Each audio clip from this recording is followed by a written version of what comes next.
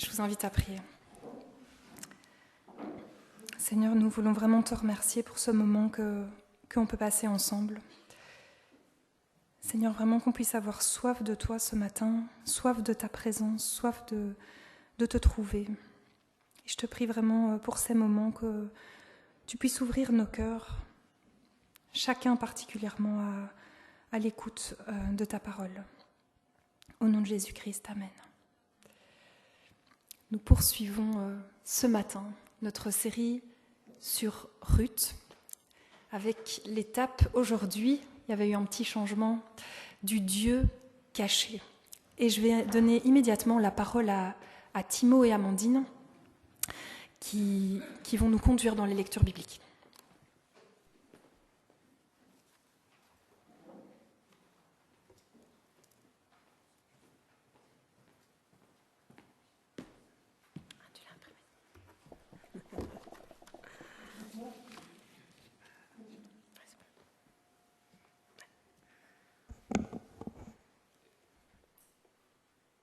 Pourquoi caches-tu ton visage et me prends-tu pour ton ennemi ? Pourquoi, ô Éternel, te tiens-tu éloigné ? Pourquoi te caches-tu au temps de la détresse ? Mon Dieu, pourquoi m'as-tu abandonné ? Et t'éloignes-tu sans me secourir, sans écouter mes plaintes ? Pourquoi caches-tu ta face ? Pourquoi oublies-tu notre misère et notre oppression ? Jusqu'à quand, Éternel ? Pourquoi, Éternel, repousses-tu mon âme ? Pourquoi me caches-tu ta face ? Jusqu'à quand, Éternel, te cacheras-tu sans cesse ? Pourquoi nous oublierais-tu pour toujours ? Nous abandonnerais-tu pour de longues années ? Jusqu'à quand, ô Éternel, j'ai crié et tu n'écoutes pas. J'ai crié vers toi à la violence et tu ne secours pas. Vraiment, Dieu, tu es un Dieu qui se cache, Dieu d'Israël, Sauveur. Alors Noémie se leva, elle et ses 2 belles-filles, et quitta le pays de Moab pour revenir chez elle. Elle avait en effet appris que le Seigneur était intervenu en faveur de son peuple et lui avait donné de bonnes récoltes. Rentrez chez vous, mes filles, allez, ma situation est plus amère que la vôtre, car la main de Dieu s'est abattue sur moi. Elle leur déclara : Ne m'appelez plus Noémie l'heureuse, mais appelez-moi Mara, l'affligée, car le Dieu souverain m'a durement affligée. Noémie déclara : Qu'il soit béni par le Seigneur qui garde sa bonté pour nous les vivants, comme pour ceux qui sont morts. Elle ajouta : Cet homme Bose est notre proche parent, un de ceux qui peuvent exercer le droit de rachat envers nous.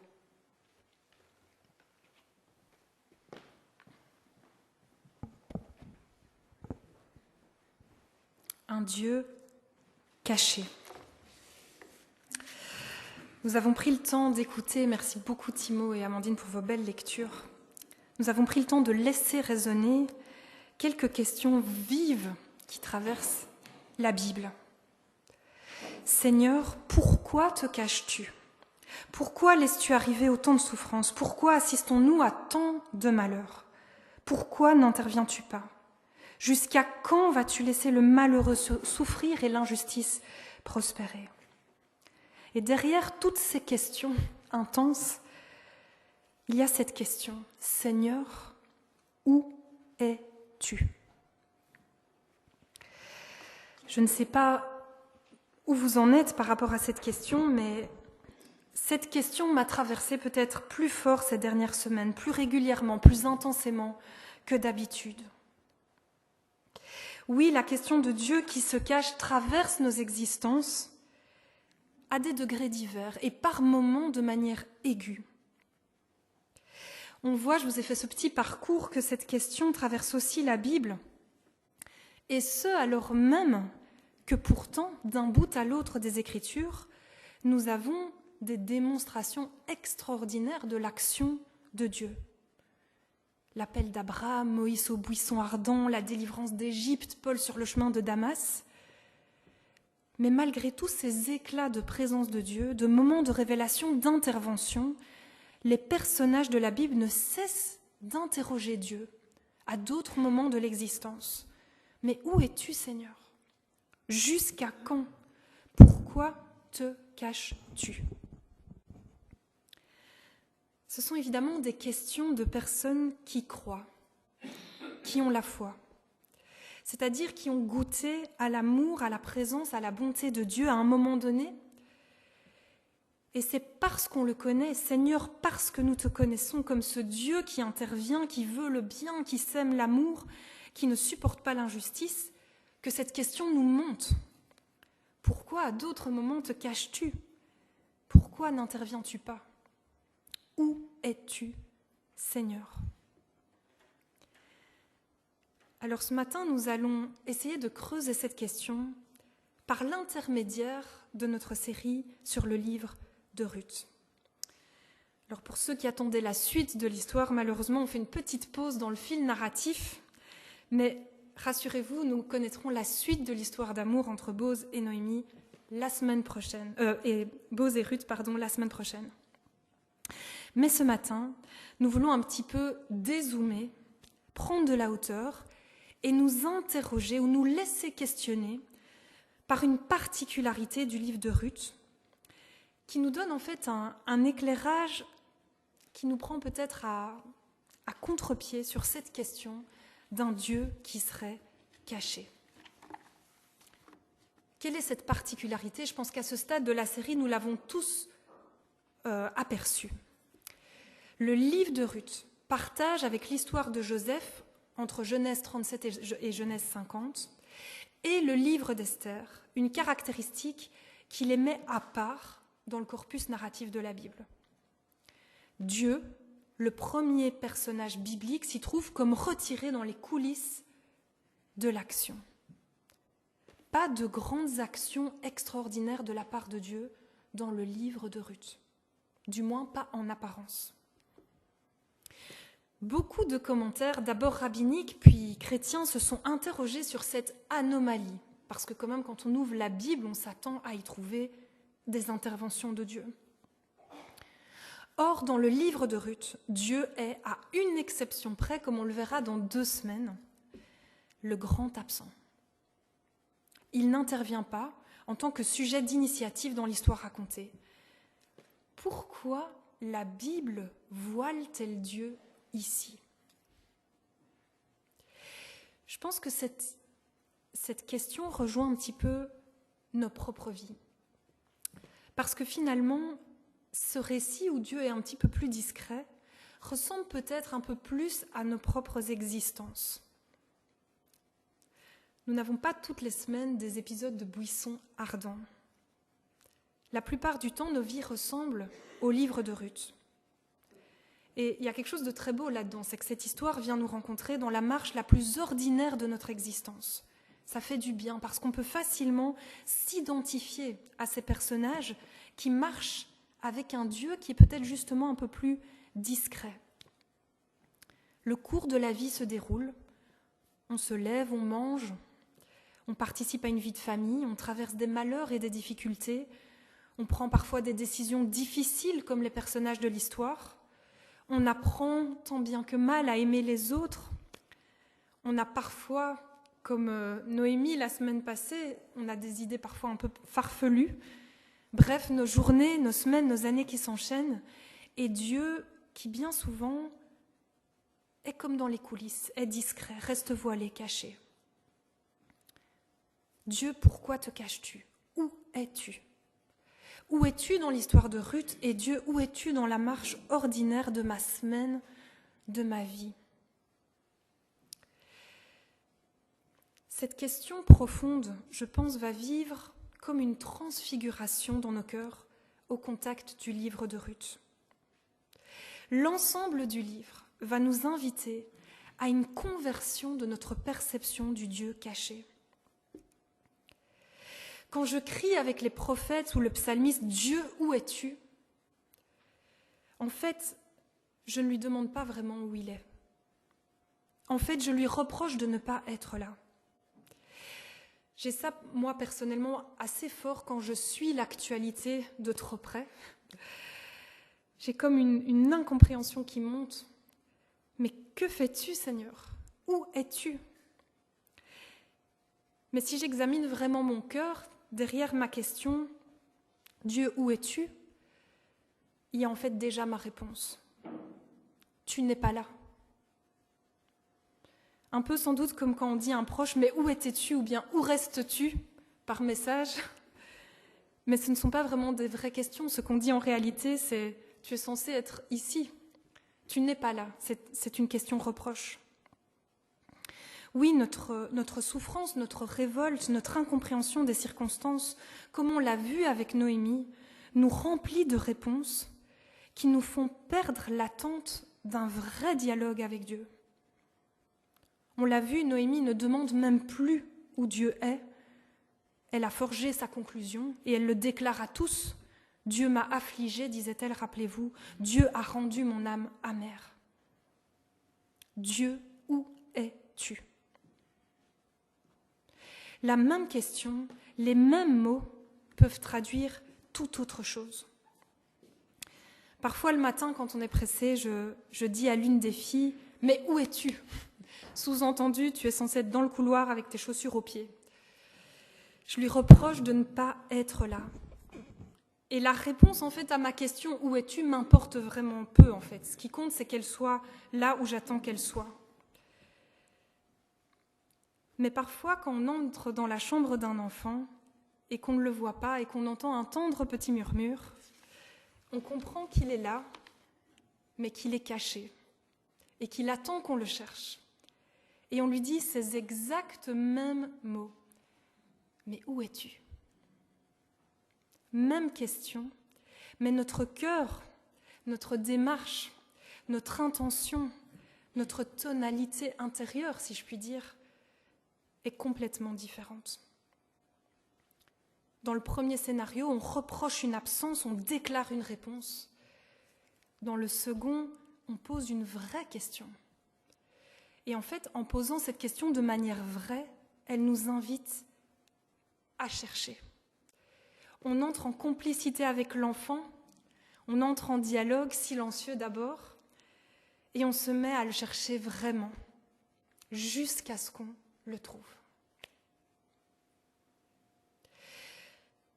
Souvent dans nos vies, nous interprétons le retrait de Dieu comme un abandon, comme une absence que nous lui reprochons.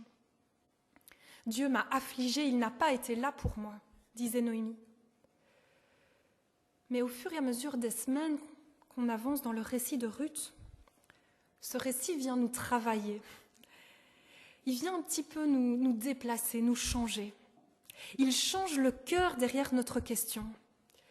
Parce que dans cette histoire, même si Dieu n'intervient pas de manière spectaculaire, justement, ça nous met dans une position de chercheur parce qu'on sent sa présence. Et on voit qu'en fait, il n'est pas absent, mais il est caché.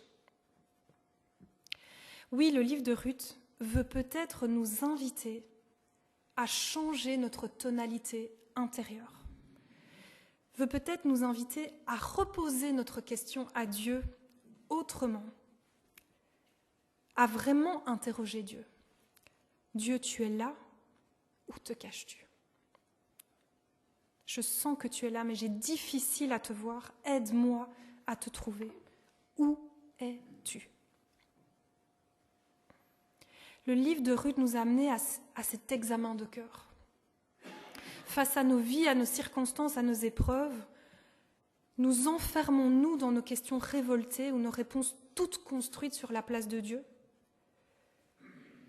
Ou bien, comme nous y invite le livre de Ruth, sommes-nous attentifs, aux aguets ? Cherchons-nous vraiment les traces de sa présence ? Il y a ce petit détail qui m'a vraiment beaucoup touchée dans l'histoire. C'est quand on voit quand même que dans le récit, Dieu est à certains moments malmené par certains propos des personnages. Il est accusé. Mais nous voyons que Dieu ne prend pas la parole, il ne se justifie pas, il ne se défend pas, il n'élève pas la voix. Il laisse de l'espace et du temps, à l'image de sa grâce dans nos propres vies.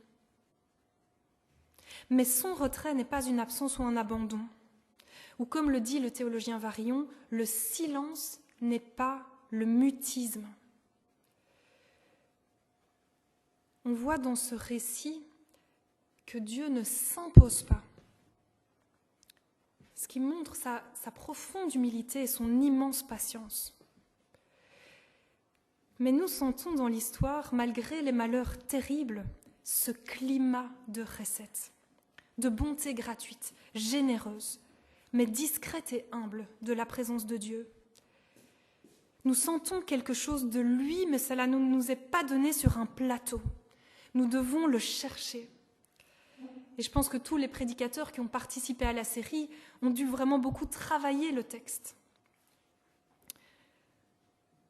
Peut-être que pour faire cela, nous devons aussi un petit peu faire taire les bruits et l'agitation et prêter l'oreille.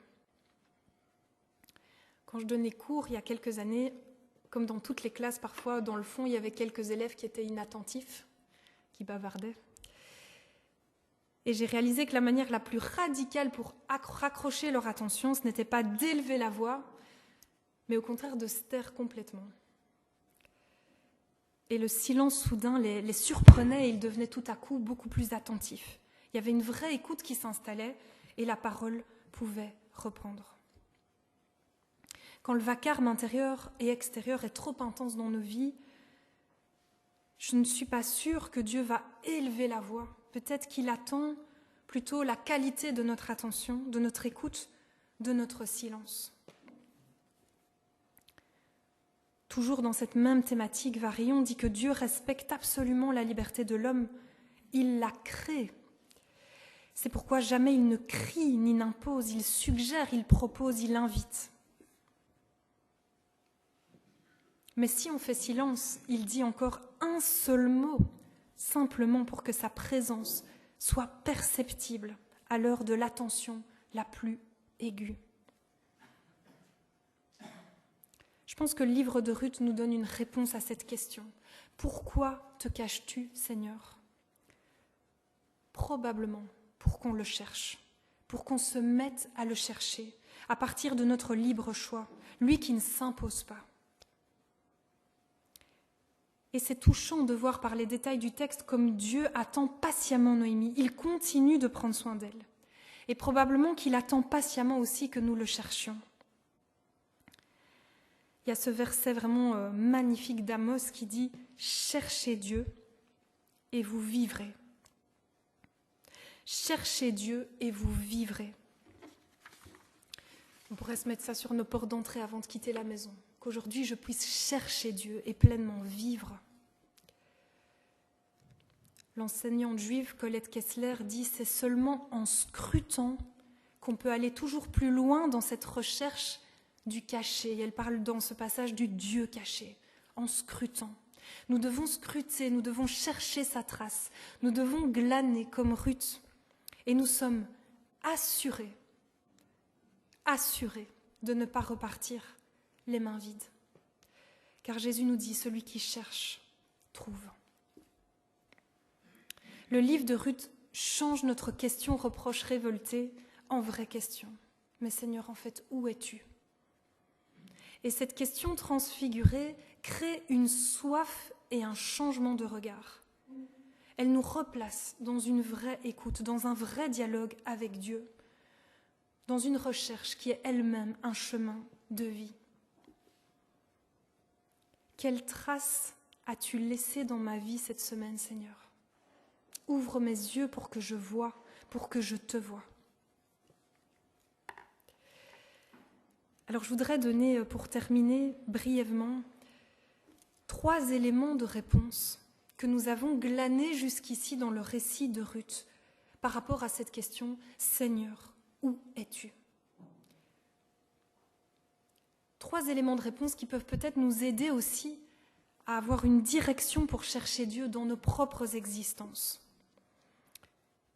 Et j'en ai relevé 3, on en verra encore un 4e avec Lydia dans la conclusion de la série.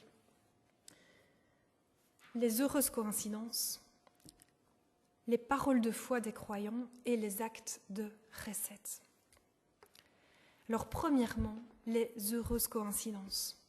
Reconnaître quand Dieu nous rend visite. Au début du livre, on avait vu que le personnage de Noémie pouvait être pris de manière un peu négative. Et pourtant, quand elle apprend que la famine a pris fin à Bethléem, ce qui est intéressant, c'est que c'est elle-même qui interprète cet événement comme une visite de Dieu à son peuple. C'est son intelligence croyante qui voit dans cette circonstance nouvelle favorable une trace de la visite de Dieu. Et c'est quand elle reconnaît cette trace qu'elle décide de retourner chez elle. Cela la met en route. En scrutant les circonstances par le prisme de sa foi, cela lui donne comme ça des directions et suscite des décisions. Plus loin, on a vu, il se trouve que c'est justement le champ de Bose, comme par hasard, dans lequel Ruth est tombée. Ce proche parent qui a droit de rachat, c'est-à-dire qui a devoir de protection par rapport à ces deux veuves. Et Noémie de dire à Ruth, surtout reste-y dans ce champ-là. Ces coïncidences heureuses sont prises par Noémie comme des poteaux indicateurs. Elle va là où elle voit la main de Dieu. Et c'est une question qu'on peut se poser. Est-ce que nous y sommes attentifs dans nos vies à ces heureuses coïncidences ? Est-ce que nous y prêtons attention ? Et puis, est-ce que cela suscite des décisions, des bifurcations ? Parfois, nous n'y prêtons pas attention. On y voit un fruit du hasard. Mais quand on lit le livre de Ruth, on a envie de rescruter notre propre vie et peut-être voir derrière ces événements, ces alignements heureux, une trace de la bonté, de la recette de Dieu. On voit dans le livre de Ruth, on ne va pas tout reparcourir, mais qu'à chaque croisement, à chaque étape du chemin, il y avait une trace de la présence du Seigneur. Une trace discrète, mais une trace présente. Dieu faisait signe à chaque bifurcation. Peut-être qu'il nous fait signe aussi à chaque bifurcation de nos vies. Et peut-être que c'est à nous d'être attentifs, de saisir pour nous mettre en route à notre tour. Il y a des balises, des poteaux indicateurs discrets que nous pouvons librement suivre ou non. Alors c'est évidemment dans la foi qu'on vit tout ça et c'est une éternelle question avec des amis athées. Est-ce que c'est des traces de Dieu ? Est-ce que ce sont des traces de Dieu ? Ou bien est-ce que c'est tout simplement le hasard ? Je voudrais conclure ce point par une très très belle citation du poète Théophile Gautier, poète du XIXe siècle, qui a cette très belle expression qui dit encore une fois toute la bonté, la beauté, l'humilité de Dieu. Le hasard, c'est peut-être le pseudonyme de Dieu lorsqu'il ne voulait pas signer.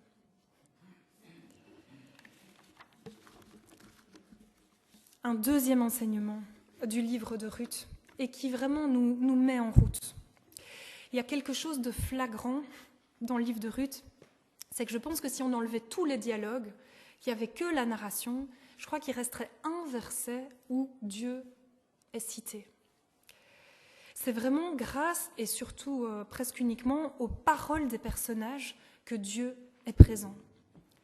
Il est souvent évoqué ou invoqué dans des bénédictions, dans des serments, des demandes, une salutation, une affirmation et même des accusations. Et on peut se poser la question en lisant le livre de Ruth, oui, mais est-ce que si les personnages parlent de lui, est-ce que ça le rend présent ? Est-ce qu'il accompagne de son action les paroles des croyants ? Un des enseignements magnifiques du livre, c'est qu'on voit que Dieu va bel et bien accompagner, faire advenir les paroles de bonté, les bénédictions et les serments prononcés qui convoquent Dieu comme témoin, comme fondement. Une des conclusions du livre, c'est que Dieu répond à ceux qui prennent des risques dans les paroles de foi et dans les actes de recette. Dieu est rendu présent quand par notre bouche nous lui demandons de bénir quelqu'un. Et je trouve ça tellement beau ces salutations au chapitre 2 quand Bose dit à ses moissonneurs « Adonai avec vous » et lui dire que Dieu te bénisse. Dieu est fidèle quand nous nous engageons en sa présence à l'égard de quelqu'un. Un jour, j'ai osé dire à mon médecin que je priais pour lui. et que je demandais à Dieu de le bénir. Ça m'a demandé beaucoup de courage, mais quand je lui ai dit ça, il y a eu un blanc, et puis il m'a dit « Cela me touche beaucoup ». Et quand je suis ressortie, je me disais que ce qui est magnifique, c'est de se dire que Dieu continue à œuvrer. Dieu est effectivement présent quand nous prononçons des paroles de foi en son nom. À travers les serments de Ruth et Boz, et dans leur manière d'impliquer le Dieu d'Israël dans les paroles qui comptent, le lecteur découvre que le Dieu caché n'est en rien congédié de l'histoire vécue des personnages. Au contraire, les paroles qui les engagent sont des paroles qui engagent Dieu. Dieu s'implique dans nos paroles d'hommes. Une troisième et dernière trace de la présence de Dieu, dont on a déjà pas mal parlé, dont nous parlerons encore, donc ce sera très bref, mais c'est par l'intermédiaire des hommes et des femmes qui posent des actes de recette. On sent la présence de Dieu dans ce livre par l'amour qui circule entre les personnages. Noémie pour ses belles-filles, Ruth pour Noémie, Boz pour Ruth, Ruth pour Boz. Tous ces personnages posent à un moment des actions qui sont guidées non pas par leurs propres désirs, mais par les besoins des autres. Je vous donne encore une citation de cette théologienne, Colette Kessler. Elle dit « Comment peut-il y avoir des miracles alors que Dieu n'apparaît pas ?» C'est ce qu'on appelle le miracle caché, c'est-à-dire le miracle qui ne surgit pas d'en haut mais qui vient d'en bas, de l'initiative, de la foi d'un homme et d'une femme en un temps d'éclipse de Dieu. Chaque fois qu'un être humain incarne la bonté de Dieu au nom de sa foi en lui, par un amour gratuit et désintéressé, il rend Dieu présent. Je vous invite à prier.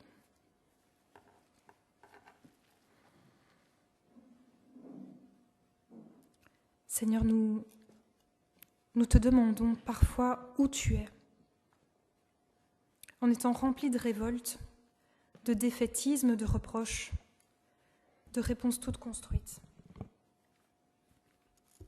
Merci pour cette histoire de Ruth qui veut nous montrer que quand tu es caché, tu n'es pas absent. Tu es présent dans nos histoires et tu attends qu'on te cherche. Seigneur, fais-nous la grâce de vraiment avoir soif, de trouver les traces que tu laisses abondamment, avec générosité, dans chacune de nos vies. Renouvelle notre regard, renouvelle notre cœur. Nous voulons te chercher chaque jour, afin de pleinement vivre. Car comme disait le psaume tout à l'heure, voir des traces de ta bonté, cela change nos journées. Cela transforme nos vies. Aide-nous aussi à suivre les poteaux indicateurs que tu places au croisement de nos vies. Donne-nous la foi pour prendre les bifurcations que tu nous indiques avec douceur. Seigneur, aide-nous aussi à être tes ambassadeurs. Aide-nous à être nous-mêmes des traces de ta présence agissante, par nos paroles de foi, de bénédiction et par nos actes de recette. Nous voulons nous inspirer de l'amour que tu déverses avec tant de bonté dans nos vies. Merci Seigneur de nous laisser du temps, de nous enseigner à chaque heure de notre vie. Au nom de Jésus-Christ. Amen.